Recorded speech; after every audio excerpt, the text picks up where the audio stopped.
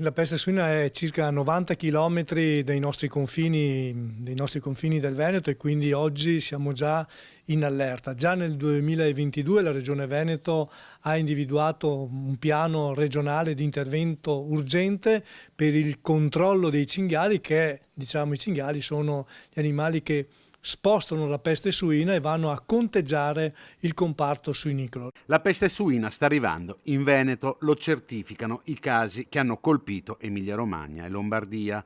La malattia, che non è pericolosa per l'uomo ma colpisce gli animali, mette a rischio un comparto molto importante per l'economia regionale. 1.300 sono le aziende suinicole, 800.000 sono i capi. A livello padovano sono circa 210-220 aziende suinicole con redditività e circa 100.000 capi, con volume d'affari complessivo a livello regionale che è intorno ai 300-400 milioni di euro, quindi un comparto importantissimo. E ricordiamo che nel momento in cui un allevamento viene intaccato dalla peste suina, viene chiuso sostanzialmente l'allevamento e l'area contorna per 15 km. Nei giorni scorsi c'è stato un incontro in regione con le associazioni di categoria e l'assessore competente. Sono state individuate 4 aree tra il veronese, padovano e trevigiano in cui il proliferare dei cinghiali, che sono portatori della malattia, deve essere controllato. La cosa importante oggi è il controllo dei cinghiali,